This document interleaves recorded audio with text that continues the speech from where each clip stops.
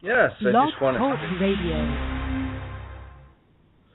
Welcome to Blog Talk Radio, Anti-Illuminati Party. I'm Daniel Leach. I'll be your host today. I will be also joined by Eric. He is a representative of the Courtroom Observations Network. Eric is from Rochester, New York. He was a member of the Rochester Tea Party.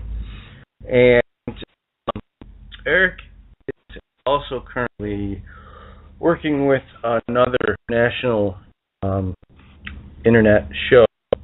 And he's on hold right now. So we are currently waiting for him to come and join us on the show.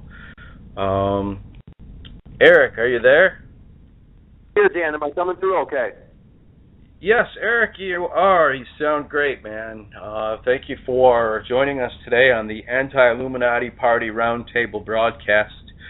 It's my honor to be here. Daniel, you're one of my favorite anti-New World Order crusaders. I've got to tell your listeners, I've been in this kind of freedom activism thing for a while, and Daniel has helped me more, I think, than any single person that there is out there. So I want to thank you for what you did to help me establish the original organization, which was the Courtroom Observation Network, and that formed out a few years back as a loosely knit group of patriots who stand side by side with each other when we're forced into one of these Nisi Prius statute courts created by statute, for statute, and running on statutes in violation of every common law, fundamental, constitutionally guaranteed principle that this country should be operating on. Absolutely, Eric. You know, I've been also doing this for quite a while, and I have to say, out of all my friends back home in Rochester, New York, you're one of the most enthusiastic people that shows up at events and actually, when you stand before the courtroom or anything like that, you know what you're talking about. You're not just somebody that shows up angry or somebody that shows up mad and wants to be heard, but you're somebody that has done your research, and, it's just pretty good knowing a guy like you who not just talks about it, but actually shows up and does something about, your grievances. Yeah, thanks, Daniel. Appreciate that compliment. It's where the rubber meets the road is courtroom observation or political observation or any type of observation or whatever you want to call it. Activism, showing up, putting on your shoes and going out and leaving the house. And it's not always the most comfortable thing to do, to walk into these beast-like courts of the Antichrist system that we know it is, and go in there and deal with these whatever you want to call them, but they're not honest people. There's the corruption is extreme. I'll give your listeners just a quick example. There's a judge here in the Monroe County Surrogate Court that is appointing administrators over people's estates when a person dies with a problem and they had no will, or there's a problem with the will.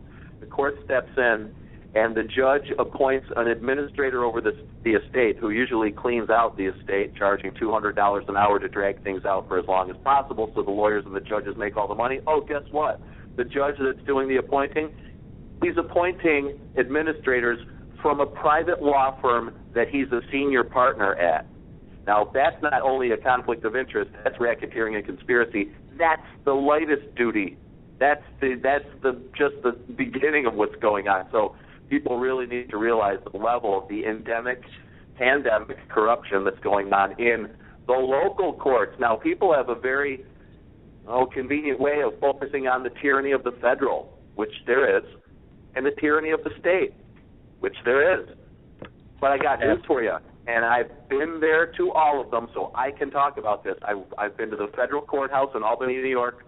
I've been to the state Supreme Court, where I filmed in Albany, New York. Now, these are the biggest Supreme and federal courts. This is the center of the beast. And I've been in there, and I've been in the local town and county courts. And I got news for you folks.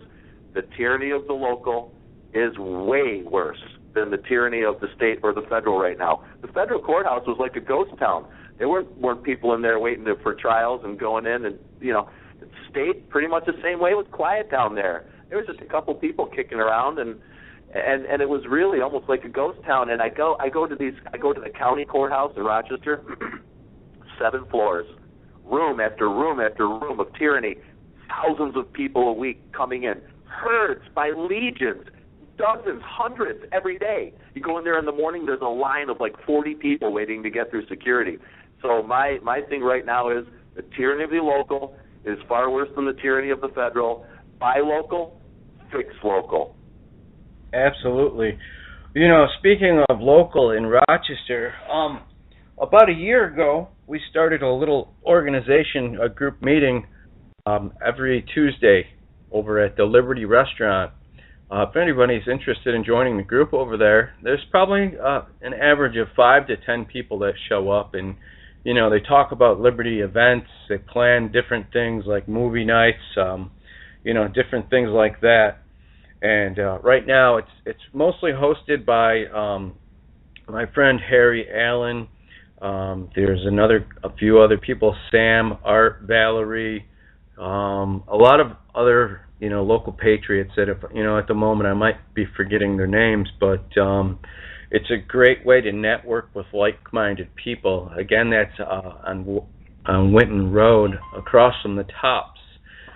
And if you're familiar with the area, it's between Brighton and the city of Rochester, and it's also right next to Wegmans, near the East Avenue Wegmans. And they usually show up about 4:30, 5 o'clock, and stay until the place closes at around 8. And you can bring your grievances and discuss different topics there. Like I said, it's a great way to network with people. I know, Eric, if you showed up, you'd be more than welcome. You know everybody in the group there anyways. But I just wanted to give those guys a plug. As far as Bernie Weeder, he also does a blog talk radio show. I'll put a link to that also here. But anyways, tell us a little bit about what you have going on with the new Courtroom Observation Network.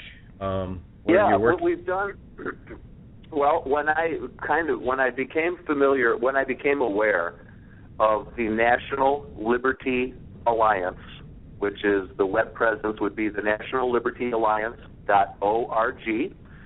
When I became aware of what they were doing and heard a very in-depth interview with the founder of the National Liberty Alliance, and I listened to what he said, and I'm not much one for groups and organizations, but I'll tell you, this one's for real. And so I immediately, took interest in what they were doing. So I called the guy and I said, hey, I'm doing courtroom observations here, and I know you're trying to bring common law back into the courts, where in common law back into the courts would be no victim, no crime. The people are above the court. No more statute laws. If there's not a victim to your crime, you don't get forced into court at the point of a gun to have half your paycheck stolen by the court. So I said, I know you guys are trying to bring common law back to the courts. We're doing courtroom observation. And he said, oh, that's interesting. He said, boy, that really fits with what we're doing. And he said, if you want to come to Albany, we're having here. There's a matter being heard in State Supreme Court in Albany. This is the big house, folks. And so I said, that would be interesting. So I had the time. I had a few bucks for gas. Car was running well. So I got in that car at, I think, 5:45 in the morning as the sun was coming up, and drove east into Albany. And I got to film the proceedings in State Supreme Court. The judge was very kind and polite. I must say the bailiff, the sheriff's bailiff, the head bailiff at the Albany Supreme Courthouse was an excellent person. I believe his name was Mr. Flynn. He was a great guy. He helped me out quite a bit to get my camera in there. I did not even have any written letter ahead of time announcing my presence with the camera, yet they still let me film.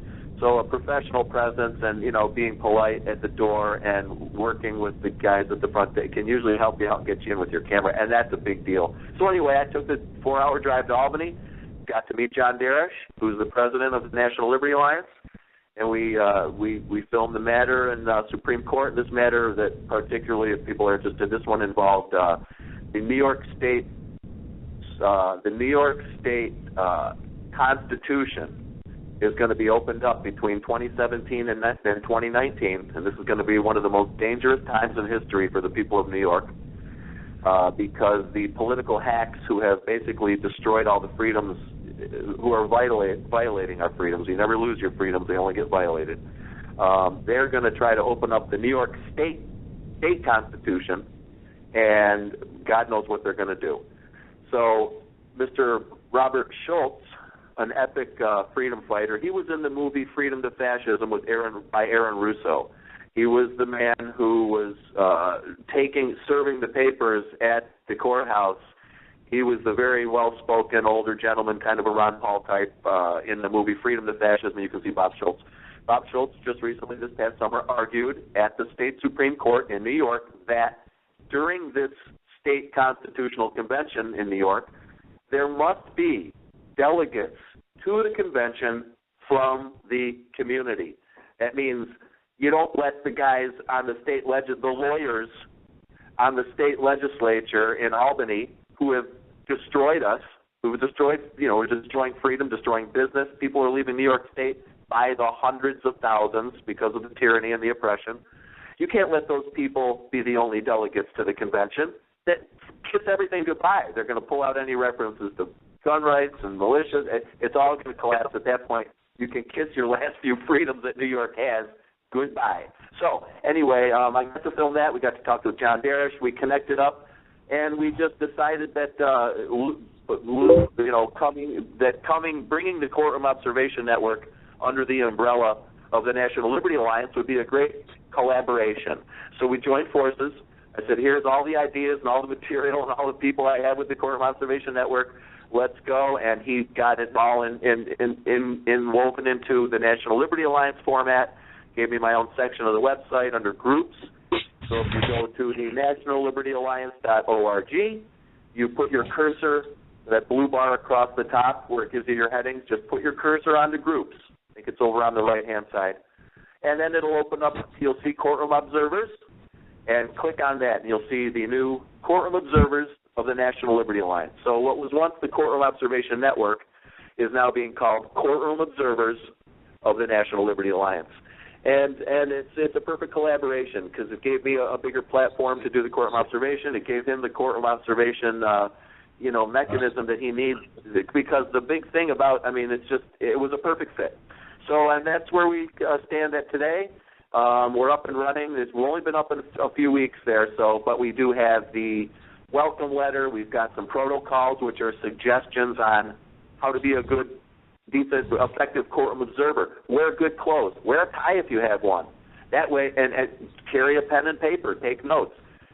Film everything. If you write a brief letter to the court, not requesting permission because you have the right to film, you just want a respectful command for the court to honor and enforce your right to film the proceedings on public property. The public property of the court comment's a nice little extra because then they know, that court belongs to the people, not to the judge and his corporation.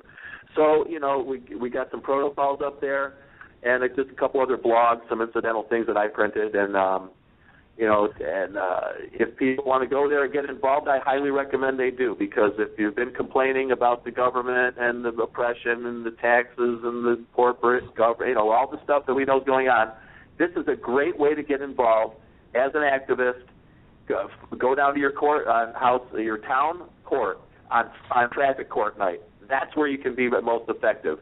And you'll see more people there than any federal or state court you'll ever go to. And go out there with some business cards and looking good and start networking with people. Say, here, you get up. I know you're going to have half your paycheck taken tonight. Here, join us at the National Liberty Alliance, and we have solutions. There's a document that I have printed on the Courtroom Observers bulletin board called Info Flyer, as an information, Info Flyer, for distribution at town and county courthouse, and that it's a great one-page kind of a letter to hand to Joe Sixpack at the courthouse, and kind of get people realizing that it's a corporate court now. It's out of its constitutional jurisdiction over you. The only thing they have against you is your fear and the force they put on you. You can fight this legitimately, non-violently, by getting involved with the National Liberty Alliance and becoming a courtroom observer, and make an immediate pact with all your buddies and cousins and family that if any of you have to go to court, you're all going to go together.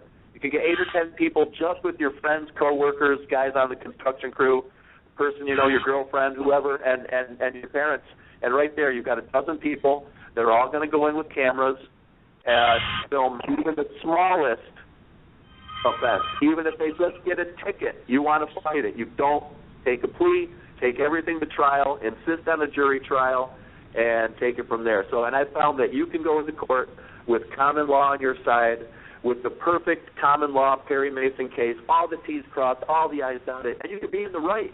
And the court will still rule against you because they're that corrupt. You need to have public pressure, courtroom observers. It's the only thing that makes the beast twitch is the eye of the public. So that's why courtroom observers are your last bastion. It's your last line of defense. It's your main line of defense.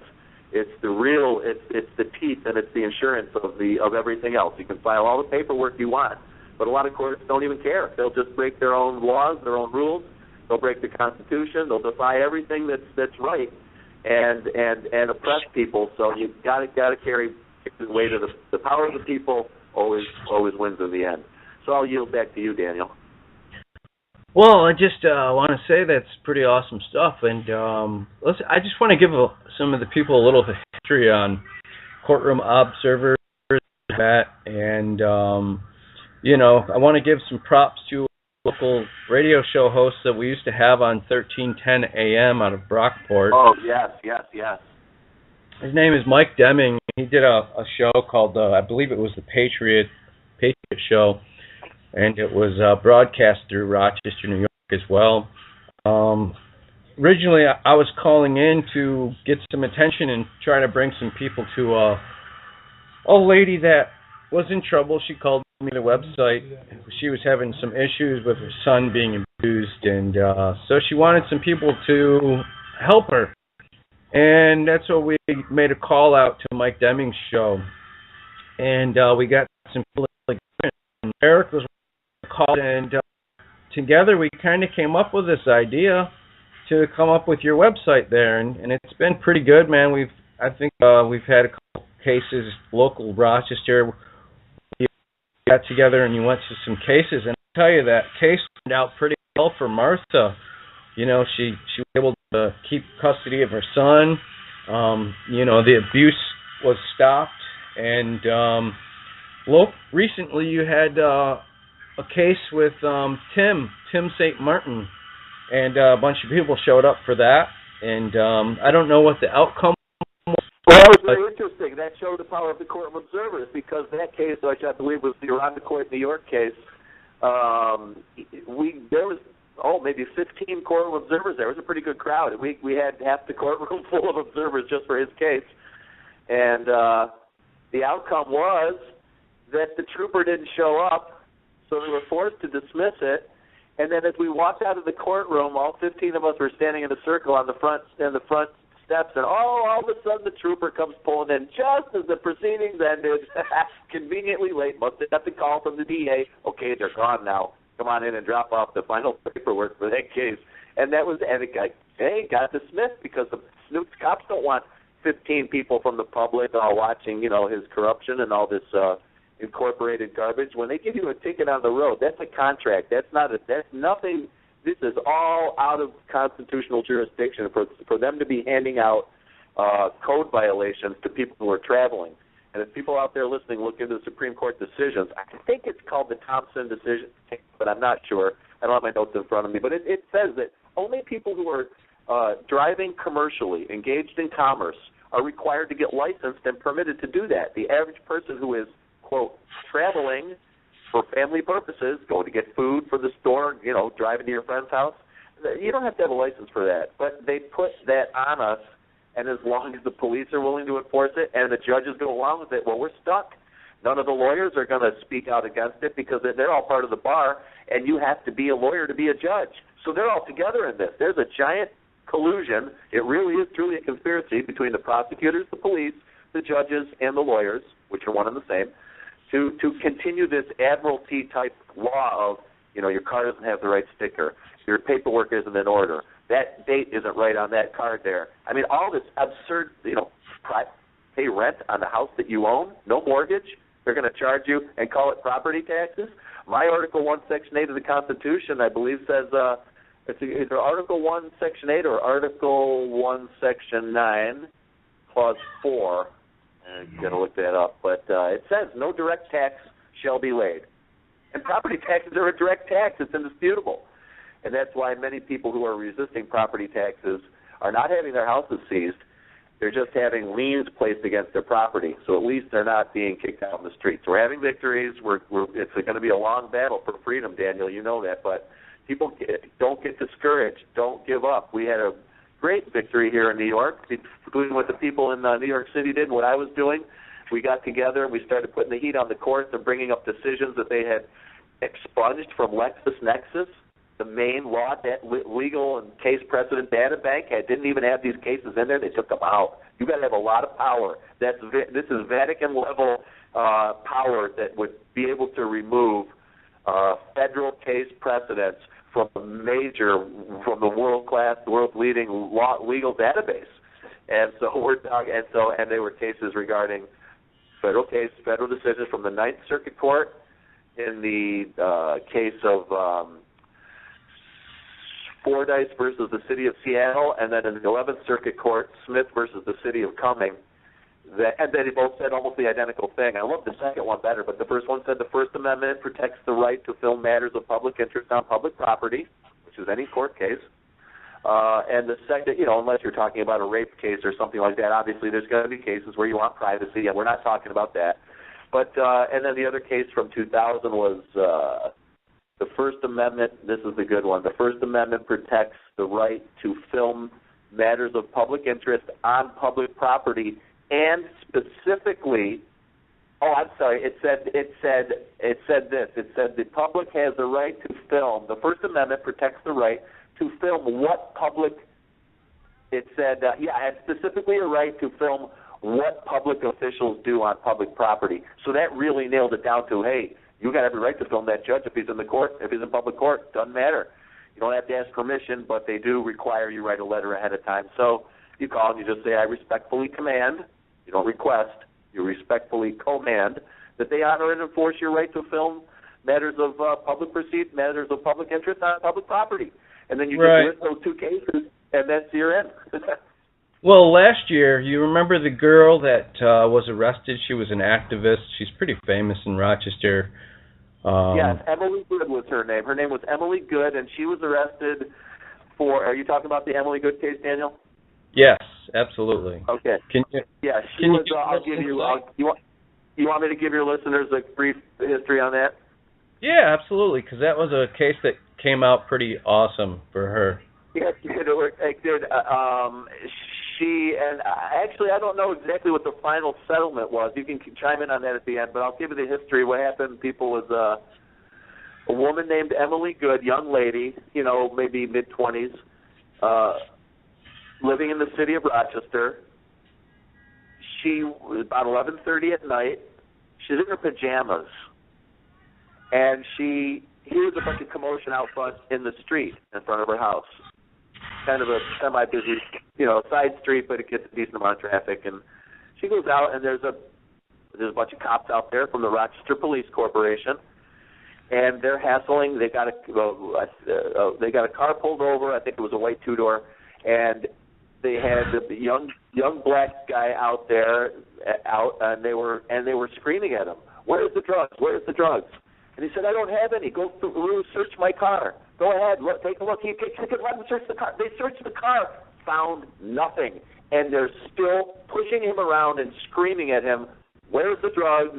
Where's the drugs? Where's the drugs? After they railed his car, searched him, and they wouldn't let it go. So, and the kid didn't resist. He was standing there.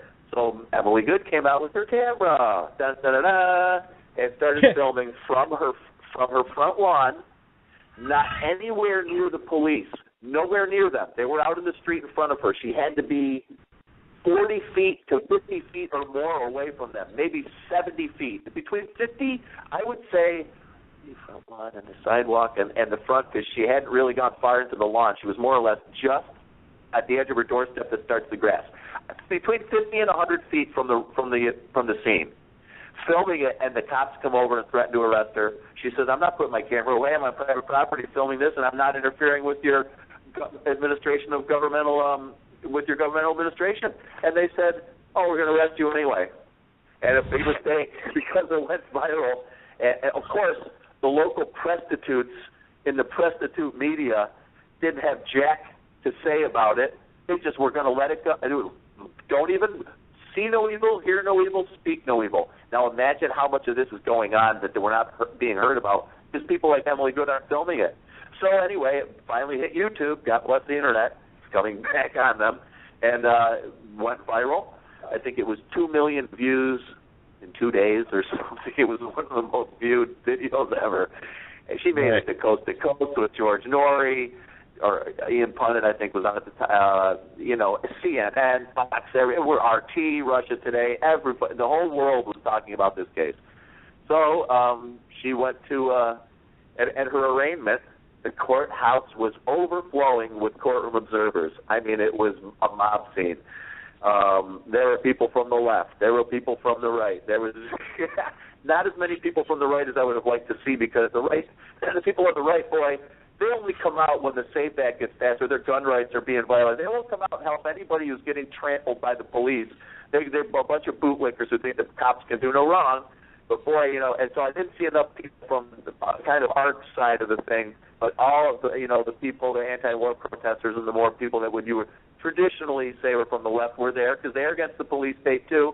And now all the guys on the right and all the neocons are against the police state because all of New York gun laws. Oh, now they got a problem with the system. All of a sudden everybody's waking up now. Anyway, Emily Good case mobbed with courtroom observers, extra security, all these extra marshals and plainclothes cops around the joint. I mean, they must have thought there was going to be a revolution take place.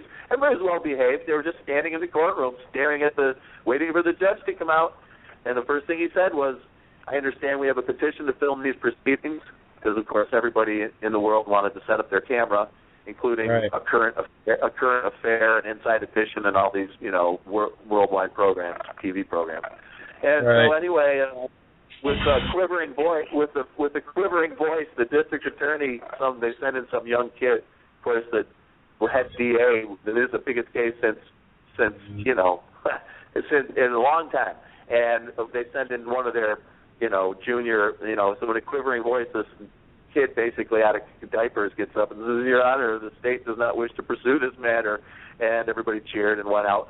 So we get out in the lobby, Daniel, and I think this was probably one of the most important things about this whole thing.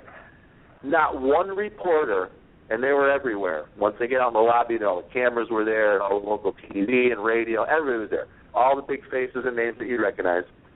And not a one of them asked Emily Good if she was going to pursue a First Amendment lawsuit or any kind of lawsuit, any type of recourse. Here's how the questions went from every single reporter. "Ms. Good, can you tell us what you're going to do to put things back together with the police now? Ms. Good, can you tell us what are you going to do to move things forward with the community and make the relations better with the police?" It's not up to her to make things better with the police. It's up for them to compensate her with about $1 million from a lawsuit. So I had to chime in this diatribe and say, "Excuse me, Ms. Good, do you plan on filing a First Amendment lawsuit against the RPD?" And she said, "Yes, I do plan on doing that." And that made the news. It had to, because she said it. If an alternative reporter hadn't been there asking that question, that would have never made the news that she was even contemplating suing, which she had every right to do. And Daniel, what was the outcome of that? Did she get her $1 million, or what did she get? What happened there? I'm not sure yet, but we have about 1 minute left of the show. And can you just share what you have planned for the courtroom observations in the next near future here? Well, right now I'm trying to get as many. This is why I appreciate you having me on your show, Daniel.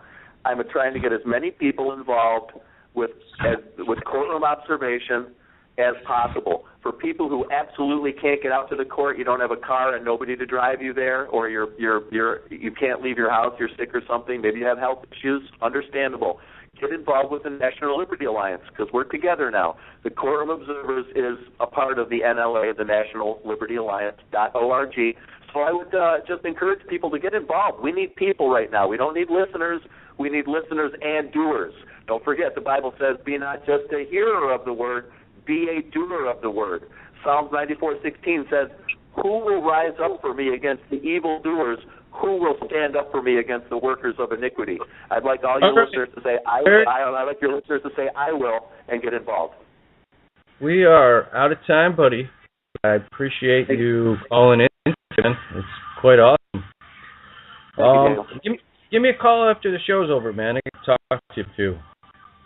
Will do, my friend. Thank you, everybody. All right. God bless, buddy.